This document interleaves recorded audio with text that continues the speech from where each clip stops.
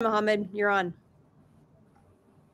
Yeah, thank you for the introduction and welcome to our session, Optimizing Data Analytics at Etisalat Egypt, Presto at the Edge. And thank you.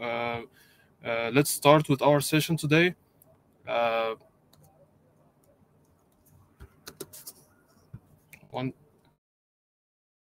talk about the speaker. It's me, Muhammad Taha, a senior data engineer at Etisalat Egypt, and I'm part of the data management team.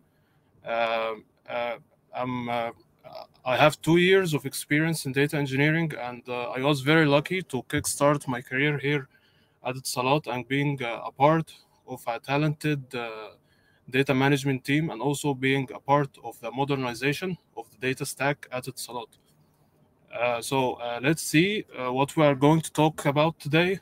We are talking about the company, and we are going to talk about the legacy data landscape at Etisalat and the key requirements that we made for the data transformation. And we'll go through our journey to Presto and the tools and the concepts that we used. We also are going to talk about our experience here with Presto at Etisalat and learning and future work. And finally, we will go through questions. So talking about the company, uh, e and meaning Etisalat, and Etisalat is an Arabic word meaning communications. So Etisalat started as a communication company in 1967 in the UAE, and it expanded its growth and services to expand in 32 countries across 2 continents and provide services to more than 170 million subscribers. In 2022, it switched its brand to eAnd to transform from a telecom company to a technology company. So it now has eAnd International. This is a brand that participates in telecom brands in more than 15 countries. eAnd Enterprise provides solutions to enterprises that help them through digital transformation.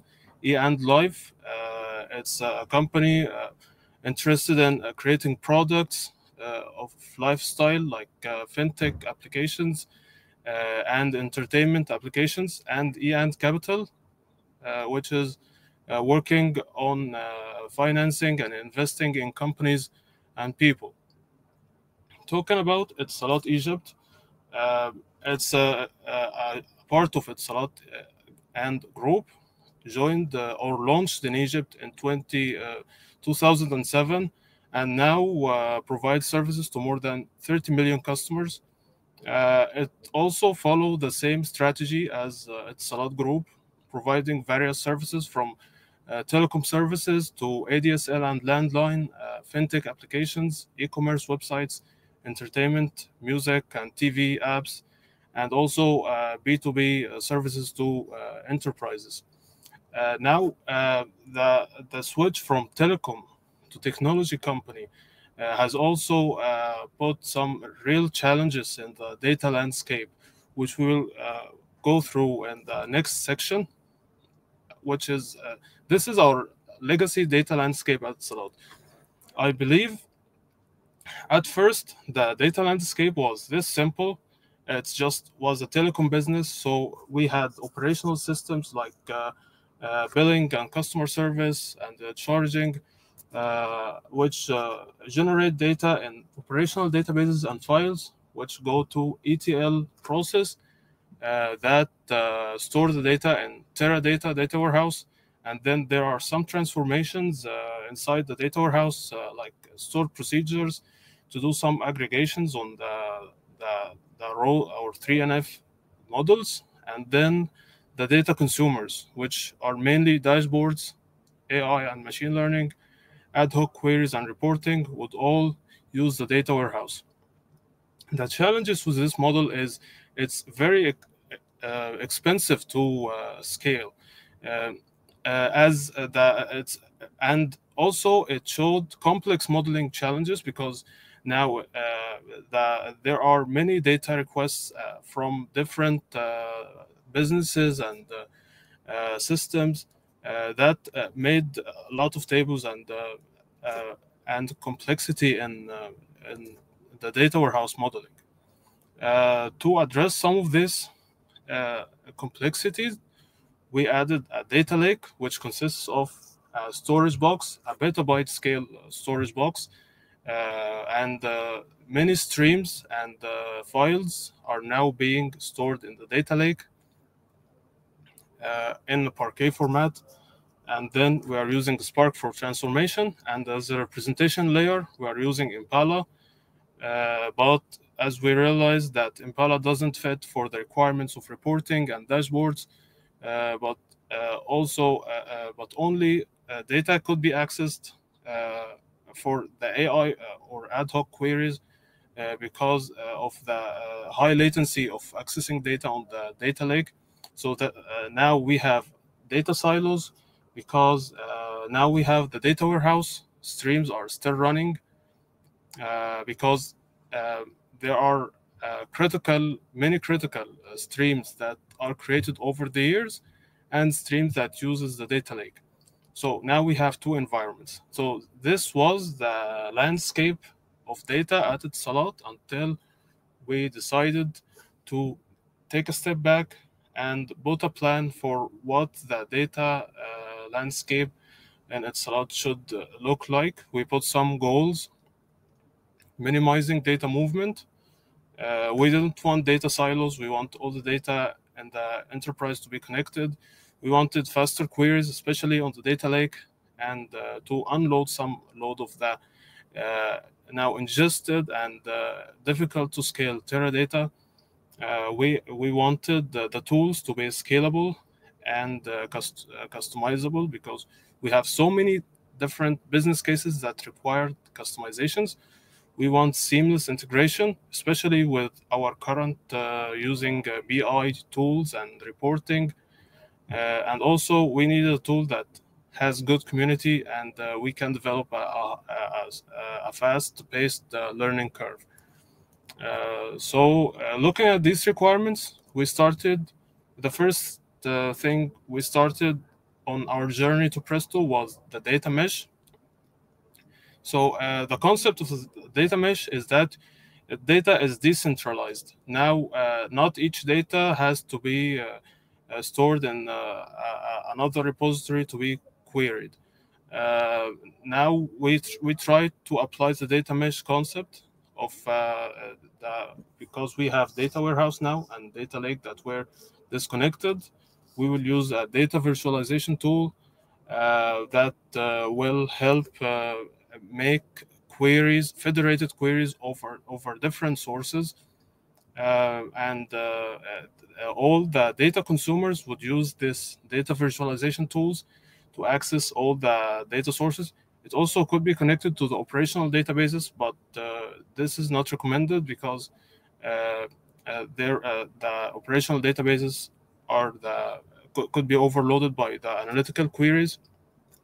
But the challenges here is that we still rely on Impala to query the data lake, which is very slow on performance. And also, the data visualization tool that we used didn't have connections to different data sources.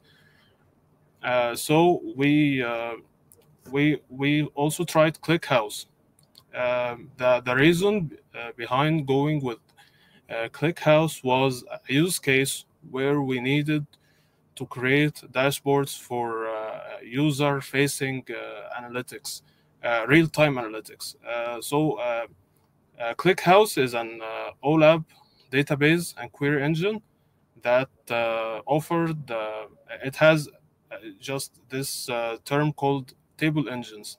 It has different types of table, including internal tables that are managed by Clickhouse, and the storage also is managed by Clickhouse, where Clickhouse orders the tables in a way that is optimized for queries, and so you get sub-second queries using Clickhouse. But also it has external tables. It has HDFS table engine that could get some Parquet files or ORC or CSV on HDFS and can create table over those files. It also has a Hive engine which connects to the Hive catalog, and you can get you can query Hive or HDFS using as you have as you have a Clickhouse table. So it provided many promises, and it also provided the connection to Teradata using the JDBC engine. So it could solve the issue of the data silos, and also it should solve the issues of the slow queries on the data lake. But from the implementation, it showed unstable behaviors because the Hive connector didn't work, the Hive engine didn't work, and also the JDBC. We didn't like the JDBC engine performance, and it was very complex to use. And also the most thing that we see that ClickHouse wasn't the suitable tool was the headache of migrating the logic and SQL from a Teradata SQL or Hive SQL to ClickHouse SQL, which is very different. We would eventually do some tables like this because HDFS engine was the only engine that works. We could need to manually split the Hive tables. If we have the Hive table partitioned by for example part, we could give node 1 some directories and node 2 some directories, and when we do a distributed table to do queries over both tables, which is this query right here to create the distributed table, because ClickHouse has a shared nothing architecture. One node doesn't know what the other node is doing. So we felt like ClickHouse is not the tool for our goals that we set. So we tried to go for the next tool we tried was Presto, which was a game changer for Etisalat data analytics. Our data landscape became like this. Presto would connect directly to Hive catalog and would process the Parquet files from the HDFS directly. It showed it was very easy to set up. It showed great scalability. We could just add workers. As a sequel of Presto was very similar to Hive SQL or the SQL that we would write on the data lake. But the challenges that we faced is we didn't. There is no Teradata connector, so we still would not connect the data lake using to the Teradata, and also the push down of some connectors couldn't be controlled because Presto connectors have different features. There is no universal features for every Presto connectors. But for the performance, now it solved the issue of Presto of the slow performance over the data lake. We also used Trino. It's very similar to Presto, the same installation, the same SQL, but they are. We felt that Trino is more modern because it uses Java 22. The connectors of Trino also are more rich in features. It's slightly faster, but we didn't do the proper benchmarks. But we see Presto as focusing on the performance and memory optimization, and now also the C++ workers project is very promising to us. So now we are using the tool, but Presto is more promising for the future. So moving to the next part, which is our suggestions for Presto future work. We think that the UI needs more enhancement.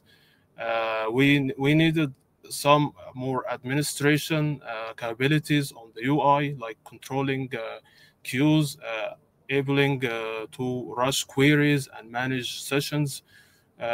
We also think of some technical improvements like the C++ engine. And also, there is a feature on Trino where you can write SQL queries native to the source inside the Trino SQL. I think this feature, it's called table functions in Trino. I think this feature will also be helpful in Presto. And also, we think that if there were tutorials on how to contribute to the code and how to add more features like connectors and UDFs, this could be very helpful to invite more people to contribute to the project, including us.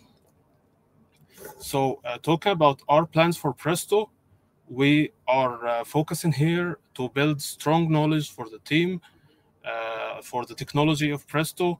Also, we want to try Presto with Iceberg because we think that we will go to the Lakehouse architecture, and we think we will get good performance similar to Clickhouse internal tables. We will also create some UDFs because some UDFs exist in Spark and don't exist in Presto. We also tried to create one UDF. It was easy task. Also, we are suggesting, we are just studying to use Presto in ETL jobs. I think it sometimes was faster than Spark in doing some transformation, but I think it will take more work. And also, we are very interested in connecting Presto to Teradata. So if there is an open source project, will be very happy to contribute to it. And now it's time for Q&A. And if you have any suggestions that would help us to use Presto in our data pipeline. Thank you for the presentation and for the opportunity.